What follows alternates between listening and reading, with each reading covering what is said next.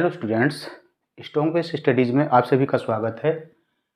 Intermediate Hindi medium के लिए quick revision series चल रही है जिसमें हम 7 क्लास ऑलरेडी कर चुके हैं। आज 8वीं क्लास है तो शुरू करेंगे। पहला क्वेश्चन है, डोमेन किस पदार्थ में बनते हैं? डोमेन किस पदार्थ में बनते हैं? अनुचुंबकीय पदार्थ, लोहचुंबकीय पदार्थ, प्रतिचुंबकीय पदार्थ या सभी में? तो जो चुंबकीय पदार्थ होते हैं वो 3 प्रकार के होते हैं। अनुचुंबकीय पदार्थ वो होते हैं जिनके परमाणु के बाहरी कक्षा में एक अनपेयर्ड इलेक्ट्रॉन पाया जाता है, ये मिलेगा या ये। तो इनमें परमानेंट चुंबकीय गुण पाया जाता है अनुचुंबकीय में। प्रतिचुंबकीय पदार्थ वो पदार्थ कहलाते हैं जिनके परमाणु के बाहरी कक्षा में इलेक्ट्रॉन्स का जोड़ा पाया जाता, पेयर्स जोड़ा पाया जाता। तो इसमें क्या होता है, ये जब तक किसी बाह्य चुंबकीय क्षेत्र के नियर नहीं रखे जाते तो ये चुंबक की तरह से व्यवहार नहीं करते। लोह चुंबकीय पदार्थों में लगभग 10 की घात 17 इलेक्ट्रॉन मिलकर के एक ग्रुप बना लेते हैं और वो ग्रुप कहलाते हैं डोमेन। अन्योन्य क्रिया द्वारा ये डोमेन बनते हैं। तो डोमेन किस पदार्थ में बनेंगे? लोह चुंबकीय पदार्थों में, लोह चुंबकीय पदार्थों में। दूसरा है, चुंबकीय यामोत्तर तथा भौगोलिक यामोत्तर के बीच बने कोण को कहते हैं नति कोण, दिक्पात कोण, क्रांतिक कोण, ध्रुवण कोण। तो ये दोनों तो होने ही नहीं है, नति या दिक्पात। तो इसमें होगा दिक्पात कोण। समझ लेंगे चुंबकीय यामोत्तर, भौगोलिक यामोत्तर क्या है। भौगोलिक यामोत्तर का मतलब है, जैसे कि हम जानते हैं कि ये भौगोलिक के आधार पर नॉर्थ, साउथ, ईस्ट, वेस्ट, उत्तर, दक्षिण, पूरब, पश्चिम, अगर हम कोई बिंदु मान लें और उस बिंदु पर एक फ्रेम बना दें तो ये जो फ्रेम बना है ये कहलाएगा भौगोलिक यामोत्तर। एक होता है दिक्पात की सुई। दिक्पात की सुई क्या बताती है? दिशा सूचक सुई भी बोलते हैं इसको। ये बताती है दिशा, नॉर्थ, साउथ। अगर हम इसके चारों ओर किसी बिंदु पर इसके चारों एक फ्रेम बना लें तो ये जो फ्रेम बनेगा इस फ्रेम को बोलते हैं चुंबकीय यामोत्तर। तो जब ये फ्रेम एक दूसरे के एक ही बिंदु पर ये देखते हैं तो इनके बीच में क्या है, इन फ्रेम्स के बीच में जो कोण बनता है उसको कहते हैं दिक्पात का कोण। नेक्स्ट क्वेश्चन है, पृथ्वी के चुंबकीय ध्रुवों पर नति कोण या नमन कोण का मान होता है, ये होता है 90 अंश। कितना होता है? 90 अंश। नति कोण या नमन कोण को परिभाषित कर लेंगे, जब किसी चुंबकीय सुई को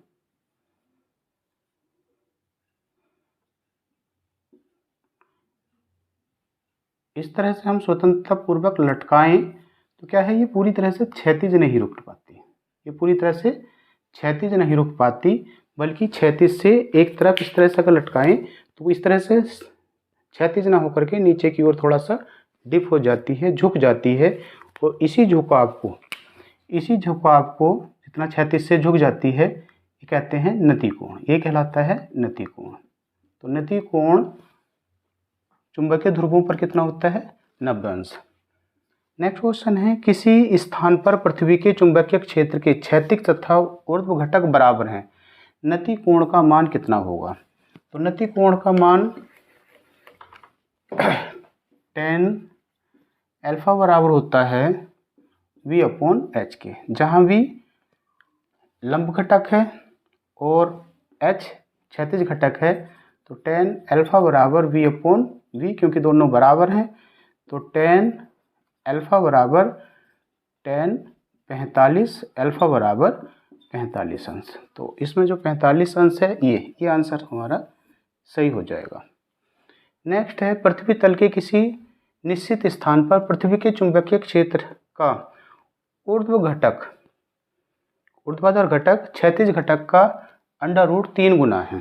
क्षैतिज घटक का √3 गुना है नति कोण का मान ज्ञात कीजिए। इसी से लिख लेंगे tan अल्फा बराबर ऊर्ध्व घटक क्षैतिज घटक का 3 गुना, तो v/h और ये है √3h/h। ये होता है tan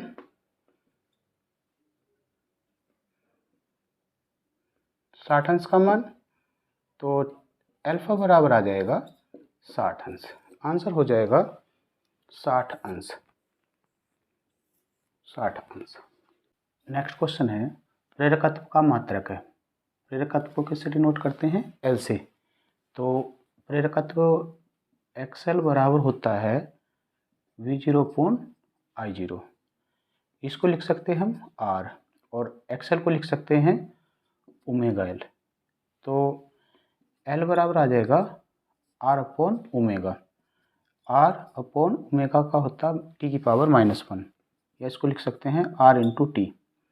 R का होता है ओम और T का होता है सेकंड, तो आंसर होना चाहिए ओम सेकंड। आंसर होना चाहिए इसका ओम सेकंड। XL बराबर V0/I0, ये प्रतिरोध के बराबर भी होता है। XL बराबर ω, प्रेरण प्रतिघात होता है, और L क्या है? प्रेरकत्व है, कुंडली का प्रेरकत्व। नेक्स्ट क्वेश्चन है वोल्ट मीटर द्वारा मापे गए प्रतिवर्ती धारा के मेंस का विभव। मेंस का विभव दे रखा है 200 वोल्ट। तो इस विभव का वर्ग माध्य मूल मान ज्ञात करना है। दिया है V0 बराबर 200, VRMS बराबर होता है V0/√2, 200/√2, तो ये आ जाएगा 100/√2। तो 100/√2 आंसर हो जाएगा ये दूसरा आंसर, दूसरा ऑप्शन 100/√2। 200/√2 नहीं होगा, 400/π वोल्ट नहीं होगा, 200 वोल्ट नहीं होगा। सही आंसर होगा 100/√2। ये है अनुनाद की स्थिति में LC परिपथ की आवृत्ति होती है। LC परिपथ की आवृत्ति होती है 2π√LC 1/2π √LC 1/2π √1/LC या 2πLC। अनुनाद की स्थिति में XL बराबर हो जाता है XC। XL को लिख सकते हैं हम ω/L, XC को लिख सकते हैं 1/ωc। ओमेगा को 2πfL बराबर 1/2πfc। फ्रीक्वेंसी ज्ञात करनी है तो f² बराबर आ जाएगा 1/4π² या f बराबर f रेजोनेंस फ्रीक्वेंसी FR बराबर आ जाएगा 1/2π/√LC, या इसको पूरे के साथ भी √ ले सकते हैं ये। तो ये जो ऑप्शन बन रहा है हमारा थर्ड ऑप्शन सही हो जाएगा। नेक्स्ट है समय की बीमा नहीं है L/R की, RC की, √LC की या R/C की। देख लेंगे इसमें सबसे पहले देख रहे हैं हम L/R की है या नहीं है। क्योंकि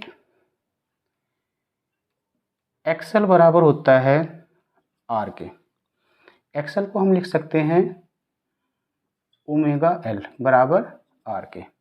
ओमेगा की जो बीमा होती है वो होती है 1/T या T इनवर्स बराबर आया RT। तो L/R आ जाएगा, L/R बराबर इधर T इधर ले जाएंगे तो L/R बराबर आ जाएगा T के। समय की बीमा ये है। दूसरा है RC। RC में लिखेंगे XC बराबर भी किसके होगा? R के। XC को लिख सकते हैं हम 1/ωc बराबर R के, या 1/ω बराबर RC। 1/ω 1/T बराबर RC, या T ऊपर जाएगा क्योंकि -1 है, तो ये RC बराबर आ जाएगा T के। RC बराबर T के। तो ये भी T की बीमा दिखाएगा। नेक्स्ट है under root L C. Under root L C में एक्सएल बराबर एक्सी, ये आ जाएगा ओमेगा एल बराबर 1/ओमेगा सी।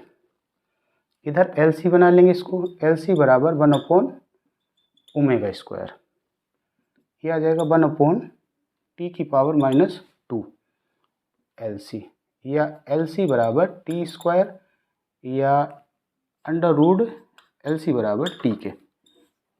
तो L C under root L C भी किसके बराबर है? टी के।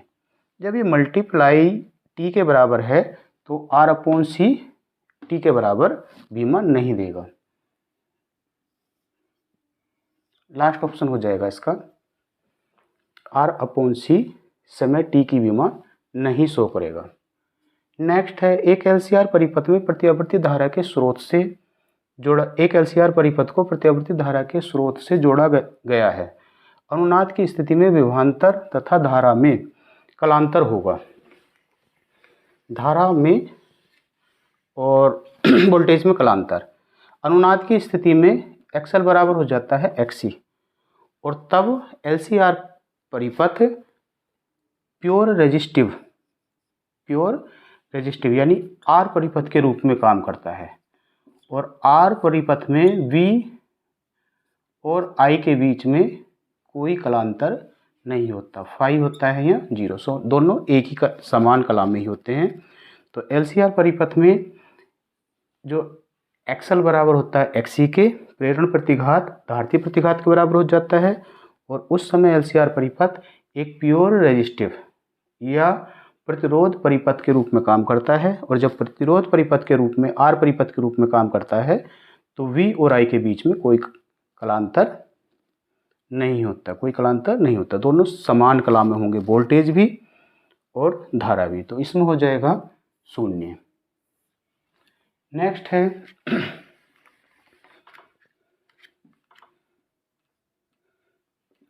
एक प्रत्यावर्ती धारा परिपथ में आर दे रखा है, एक्सएल दे रखा है, एक्सी दे रखा है, और इसमें पूछ रहा है कलांतर।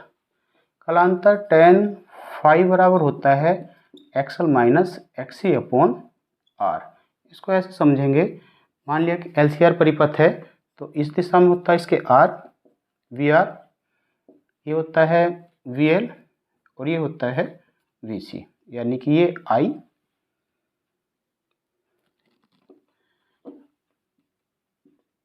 We are. तो इन दोनों का जो परिणामी बनेगा, तो ये इन दोनों का परिणामी बनेगा वी एल माइनस वी सी। इसमें एक बात और बता दूं, जो आरसी परिपथ है, आरसी परिपथ में जो धारा है वो क्या होगी? अग्रगामी होती है। किससे? वोल्टेज से। एल आर परिपथ में वोल्टेज होता है धारा से 90 अंश अग्रगामी, ये 90 अंश पश्चगामी, और ये होता है वोल्टेज 90 अंश अग्रगामी। और आर परिपथ में धारा और वोल्टेज सेम कला में होते हैं। तो इसका जो परिणामी है, परिणामी हो जाएगा बी एल और ये बी आर। तो बी एल ये हुआ और बी आर ये हुआ, तो ये जो परिणामी होगा ये कितने अंश का कोण बनाएगा ये देखना है। तो ये आ जाएगा B L minus B C, और ये आ जाएगा बी आर। तो इसका जो tan फाई बराबर होता है X L minus X C upon R. मान रखेंगे tan फाई बराबर आ जाएगा, एक्सएल है 300 माइनस 200/100, tan फाई बराबर आया 100/100 यानी 1, tan फाई बराबर tan 45 अंश, tan 45 अंश। तो फाई बराबर आ जाएगा 45 अंश। तो दोनों के बीच में कलांतर कितना हो जाएगा? 45 अंश। आंसर हो जाएगा 45 अंश। नेक्स्ट क्वेश्चन है, एक प्रत्यावर्ती धारा परिपथ में धारा I बराबर दे रखी है I0 साइन ओमेगा टी π/2 तथा परिपथ के सिरों के बीच प्रत्यावर्ती विभव है E बराबर E0 साइन ओमेगा टी। परिपथ में व्यय शक्ति होगी P बराबर E0 I0/√2, P बराबर E0 I0/2, P बराबर 0, या P बराबर I0 तो I और E में देख लेंगे कि इसमें कालांतर कितना है। I के लिए φ1 बराबर हो गया π/2 और E के लिए हो गया φ2 बराबर 0। तो डेल्टा फाई आ गया या फाई आया है कालांतर π/2। जो विय शक्ति होती है P बराबर होती है VR ms into IR ms into cos phi. तो यहाँ से VRMS लिखेंगे V यानी E0/√2 गुणा I0/√2 इंटू cos π/2 या 90। cos 90 का मान 0 होता है तो P बराबर आ जाएगा 0। P बराबर आ जाएगा 0 क्योंकि इन दोनों के बीच में कालांतर π/2 या 90 अंश है और cos फाई का मान 0 होता है, इसलिए शक्ति वह हो जाएगा 0। प्रेरित विद्युत वाहक बल की दिशा का पता चलता है।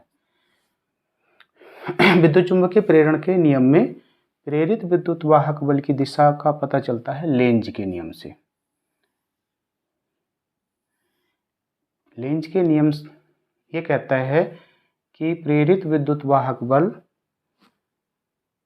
हमेशा उस कारण का विरोध करता है जिसके कारण वह स्वयं उत्पन्न होता है। ये लेंज का नियम है। दूसरा है लेंज का नियम किसके संरक्षण का पालन करता है। किसके संरक्षण का पालन करता है? तो लेंज का नियम करता है ऊर्जा संरक्षण के नियम का पालन। ऊर्जा संरक्षण के नियम का पालन।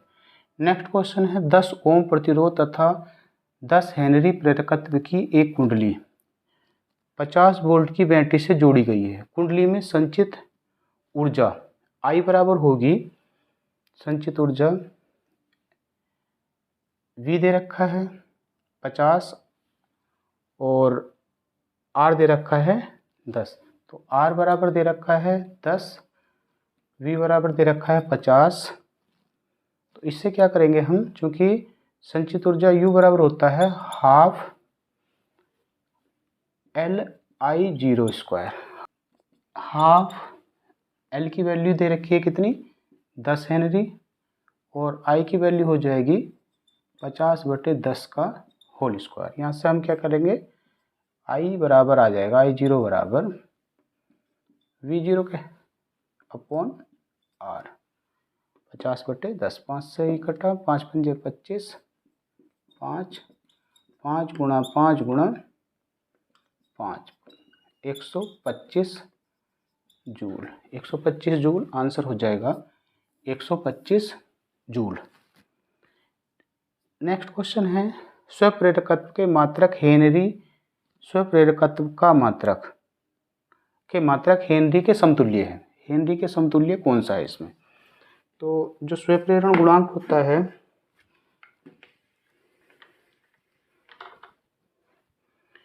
L बराबर होता है -E/ΔI/ΔT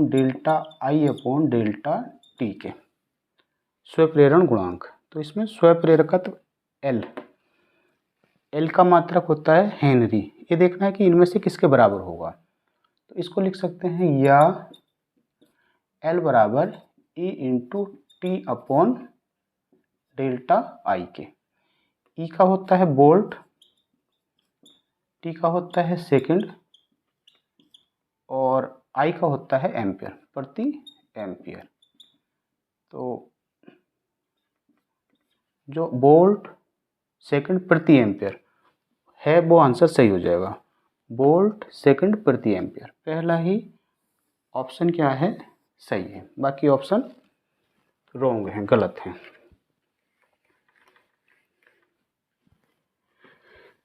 एक वृत्तीय कुंडली में जब धारा 2 एम्पियर से 18 एम्पियर इतने सेकंड में बढ़ती है तो प्रेरित विद्युत वाहक बल 20 वोल्ट है। कुंडली का प्रेरकत्व ज्ञात कीजिए। कुंडली का प्रेरकत्व ज्ञात कीजिए। ई बराबर दे रखा है 20 वोल्ट। धारा में परिवर्तन डेल्टा आई बराबर आ जाएगा 16, 2 से 18 हुआ तो 16 एम्पियर, 2 - 18 16, और डेल्टा आई इतने आया। डेल्टा टी दे रखा है 0.05 एम्पियर। पूछा क्या है एल बराबर क्वेश्चन मार्क। अब ये एल बराबर जानते हैं माइनस के ई अपॉन डेल्टा आई अपॉन डेल्टा टी। तो एल बराबर आ जाएगा ई की वैल्यू है 20 बटे आई, इसमें न्यूमेरिकल वैल्यू लेंगे, एल का क्या लेंगे हम माइनस छोड़ देंगे, तो ऊपर आ जाएगा टी। डेल्टा टी की वैल्यू है 0.05 अपॉन आई है 16, तो 1/16, एल बराबर 1/16। अब इसमें सारे आंसर मिली हेनरी में दे रखे हैं, तो इसमें क्या करेंगे 1000 से मल्टीप्लाई कर लेंगे और 10 की घात -3 कर लेंगे, तो ये आ जाएगा 16 छक्का 96, कितना बचा 4, 16 दूनी 32, 16 पंजे 80 गुणा 10 की घात -3, तो 62.5 इससे बन जाएगा मिली हेनरी। तो 62.5 मिली हेनरी। नेक्स्ट क्वेश्चन है विद्युत चुंबकीय तरंग के संचरण की दिशा अनुदिश होती है ई के, बी के, ई क्रॉस बी के या ई डॉट बी के। तो इसके संचरण की दिशा होती है ई क्रॉस बी के अनुदिश। दूसरा है विद्युत चुंबकीय तरंगों की प्रकृति होती है अनुप्रस्थ, अनुदैर्ध्य, दोनों या कोई नहीं। तो प्रकृति होती है अनुप्रस्थ। अनुप्रस्थ तरंगें वो होती हैं जो कंपन की दिशा के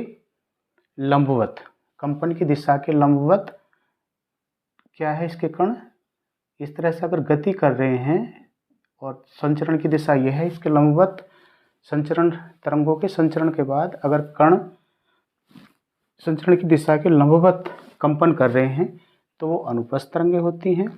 और इसकी दिशा के अनुदिश, संचरण की दिशा के अनुदिश कण कंपन कर रहे हैं तो वो कहलाती है अनुदैर्ध्य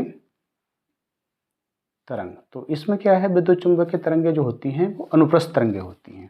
यदि λ1, λ2 तथा λ3 क्रम से दृश्य प्रकाश, एक्स किरणों तथा सूक्ष्म तरंगों की तरंगदैर्घ्य निरूपित करती हूँ तब λ1 ग्रेटर देन λ2 ग्रेटर देन λ3 होगा। या दूसरा ऑप्शन है λ2 is greater than λ3 is greater than λ1। तीसरा है λ3 is greater than λ2 is greater than λ1। या फोर्थ है λ3 is greater than λ1 is greater than λ2। तो इसे समझने के लिए हम एक छोटा सा ग्राफ बना लेंगे। जैसे ये है दृश्य, अवरक्त, सूक्ष्म तरंगे, रेडियो तरंगे। दृश्य की दूसरी साइड में है पराबैंगनी, एक्सरे और गामा रे। इसमें जब हम लेफ़्ट टू राइट चलेंगे तो क्या होगा, इसमें तरंगदैर्घ्य बढ़ेगी, कम, ज़्यादा, ज़्यादा, ज़्यादा, ज़्यादा, सबसे ज़्यादा। इसी तरह से आवृत्ति जो है, आवृत्ति रेडियो वेव की सबसे कम, फिर सूक्ष्म कण की तरंगों की ज़्यादा, फिर अवरक्त की उससे ज़्यादा, दृश्य की उससे ज़्यादा, पराबैंगनी की उससे ज़्यादा, और सबसे ज़्यादा है गामा रे की। तो अगर ये हम चित्र बना लेंगे तो हम जो इस चैप्टर से पूछे जाते हैं क्वेश्चन, किस तरंग की आवृत्ति सबसे ज़्यादा है, किस तरंग की आवृत्ति सबसे कम है, किस तरंग की वेवलेंथ सबसे ज़्यादा है, किस तरंग की वेवलेंथ सबसे कम है, तो इतने से ही चित्र से हम इसको क्लियर कर लेंगे। इसमें क्या कह रहा है, λ1 है दृश्य के लिए, λ1 दृश्य के लिए क्लियर, λ2 है एक्स किरणों के लिए, और λ3 है सूक्ष्म के लिए। तो यहाँ से अगर हम बढ़ रहे हैं तो इधर की तरफ को क्या बढ़ रहा है, लैम्डा बढ़ रहा है, ये वेवलेंथ बढ़ रही है।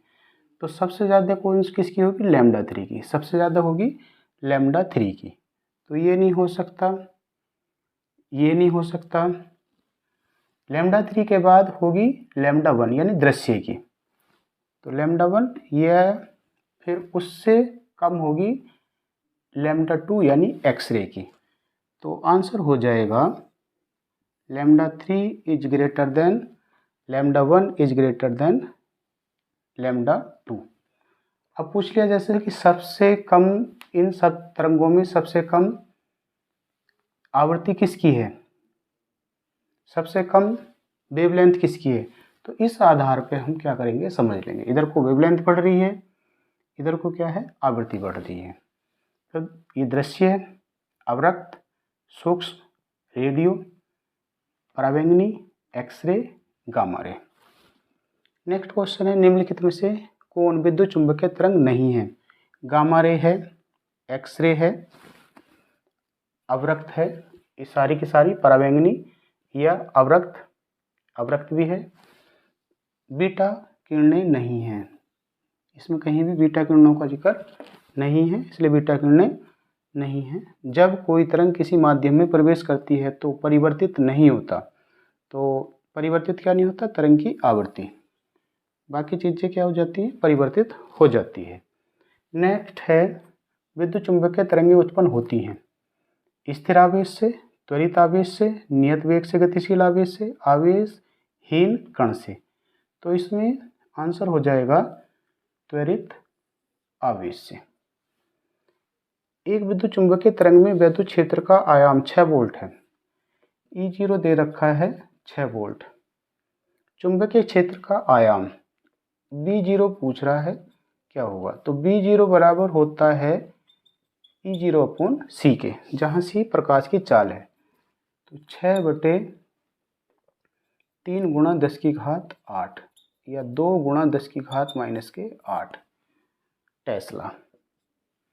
तो 2 गुणा 10 की घात -8 टेस्ला पहला ही आंसर है, ये हो जाएगा।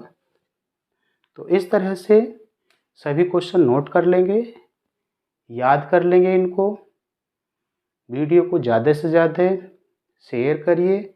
इससे पहले 7 क्लास और हो चुकी हैं, वो भी देख लेना, अच्छे से वो रिवीजन कर लेना। वीडियो को ज़्यादा से ज़्यादा शेयर करिए, ज़्यादा से ज़्यादा चैनल को सब्सक्राइब कर लीजिए। थैंक यू, धन्यवाद।